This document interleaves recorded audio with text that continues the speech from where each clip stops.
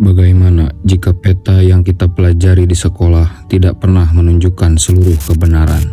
Selama hampir 3 abad, sekelompok orang meyakini satu hal yang terdengar mustahil, bahwa di bawah kaki kita ada dunia lain. Dan yang lebih aneh, semakin sering manusia mencoba membuktikan itu salah, semakin banyak misteri baru yang muncul dari tempat paling dingin dan paling sepi di planet ini.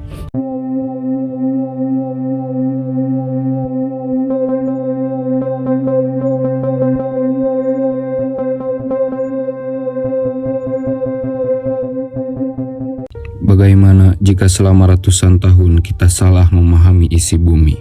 Ilmuwan mengatakan intinya padat, panas, dan terdiri dari besi cair. Tapi sejak abad ke-17 ada orang-orang termasuk beberapa ilmuwan ternama yang percaya sebaliknya.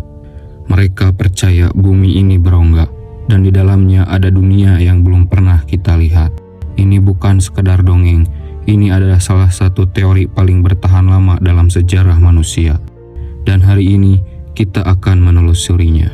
Dari peta kuno, ekspedisi rahasia, sampai satu nama yang terus muncul setiap kali topik ini dibahas, Richard E. Byrd.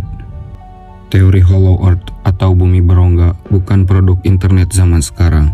Ia lahir dari campuran mitologi kuno, spekulasi ilmiah yang serius pada masanya, novel-novel fiksi ilmiah, dan ekspedisi nyata ke wilayah paling terpencil di bumi. Selama video ini, kita akan memisahkan 3 hal yang sering tercampur: klaim yang beredar di internet, dokumen sejarah yang benar-benar ada, dan fakta ilmiah yang telah diverifikasi berulang kali. Karena semakin dalam kita menggali, semakin jelas teori ini bertahan bukan karena buktinya kuat, tapi karena misterinya belum pernah benar-benar padam. Tahun 1692, Edmund Halley mengajukan sebuah hipotesis kepada Royal Society di London. Ia mencoba menjelaskan anomali dalam medan magnet bumi. Menurutnya, bumi mungkin terdiri dari beberapa cangkang konsentris, seperti bola di dalam bola, dengan atmosfer tersendiri di dalamnya. Ini bukan lelucon, ini teori ilmiah serius pada zamannya, diajukan oleh salah satu astronom terpenting dalam sejarah. Lebih dari 100 tahun kemudian, tahun 1818, seorang mantan tentara Amerika bernama John Clive Sims Jr. membawa ide ini lebih jauh. Ia mengklaim bumi berongga dengan lubang besar di kedua kutub, dan bahkan menawarkan diri untuk memimpin ekspedisi untuk membuktikannya. Ia menyebutnya Sims Hole.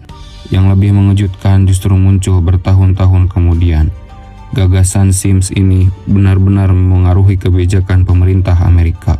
Sebagian sejarawan menyebut teorinya sebagai salah satu pendorong tidak langsung di balik ekspedisi eksplorasi Antartika yang dilakukan Amerika pada tahun 1830-an. Dari sinilah teori ini menyebar, lewat novel, lewat surat kabar, lewat rasa penasaran publik terhadap wilayah kutub yang saat itu memang benar-benar belum terpetakan. Dan sekarang kita sampai pada bagian yang paling sering dibicarakan, Laksamana Richard E. Byrd. Byrd adalah salah satu penjelajah kutub sungguhan. Ia memimpin beberapa ekspedisi resmi ke Antartika antara tahun 1928 hingga 1956. Dan dia salah satu orang pertama yang terbang di atas kutub selatan. Semua ini terdokumentasi secara resmi oleh pemerintah Amerika Serikat. Tahun 1946 sampai 1947, Byrd memimpin operasi bernama Operation High Jump, misi militer besar-besaran dengan ribuan personel, kapal perang, dan pesawat dikirim ke Antartika. Secara resmi, tujuannya adalah pelatihan militer di kondisi ekstrim dan pemetaan wilayah. Namun disinilah klaim mulai bermunculan. Menurut para pendukung teori Hollow Earth, operasi ini terlalu besar jika hanya untuk latihan biasa. Sebagian klaim yang beredar bahkan menyebut ekspedisi ini dihentikan lebih cepat dari rencana karena menemukan sesuatu meski tidak ada dokumen resmi yang mengonfirmasi hal ini. Tapi ada salah satu detail yang sering diabaikan. Klaim paling terkenal justru bukan dari dokumen resmi sama sekali. Klaim itu berasal dari sebuah diari rahasia yang konon ditulis Byrd, yang menceritakan penerbangan ke dalam lubang di kutub dan bertemu peradaban maju di dalam bumi. Dalam klaim yang beredar, diari ini baru muncul ke publik puluhan tahun setelah kematian Byrd dan tidak pernah bisa diverifikasi keasliannya oleh sejarawan atau keluarga Byrd sendiri. Tidak ada bukti ilmiah maupun arsip resmi yang mendukung keberadaan diary ini sebagai dokumen otentik. Jadi, mana yang fakta?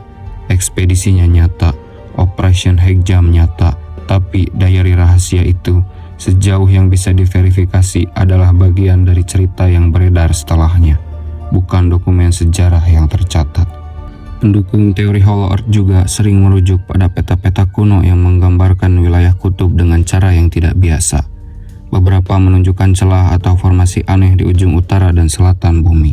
Menurut para pendukung teori ini adalah bukti bahwa peradaban masa lalu tahu sesuatu yang kita lupakan. Namun sejarawan kartografi menjelaskan hal ini dengan berbeda. Banyak peta lama dibuat berdasarkan spekulasi, bukan pengukuran akurat, karena wilayah kutub memang belum terjelajahi saat peta-peta itu dibuat. Dari sinilah muncul kaitan dengan mitos yang jauh lebih tua, Agartha dan Shambhala, dunia bawah tanah dalam kepercayaan Buddha, Hindu, dan tradisi eksotik Barat. Dipercaya dihuni oleh peradaban yang telah mencapai pencerahan spiritual tinggi.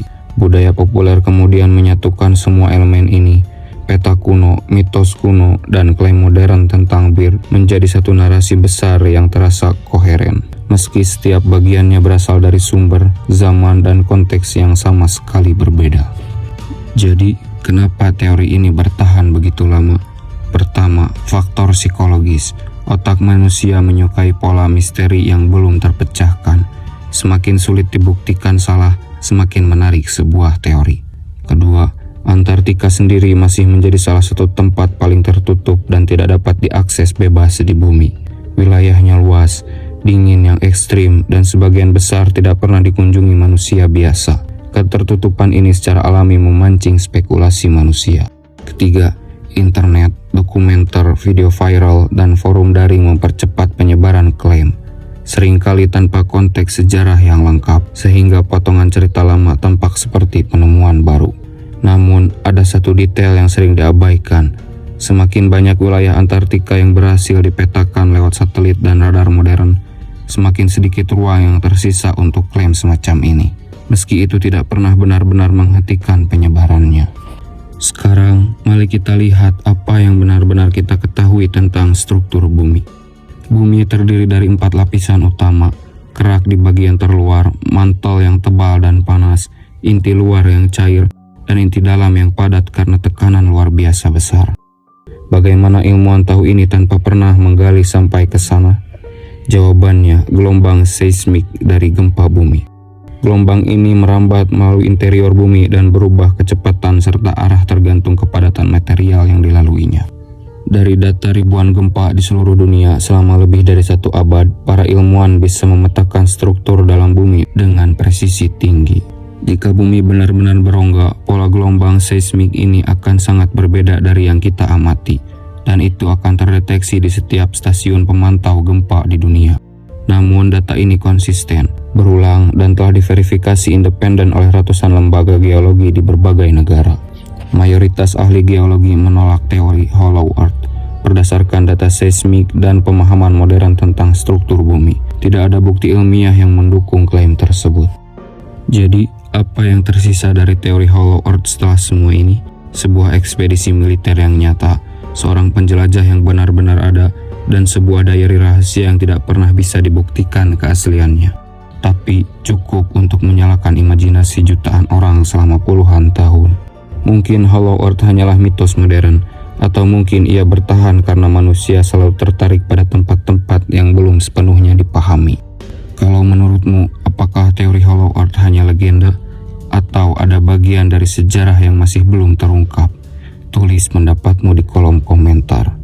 Dan kalau kamu suka menelusuri misteri seperti ini, tonton juga video kami tentang Tartaria, teori konspirasi lain yang mengklaim seluruh peradaban yang pernah dihapus dari sejarah.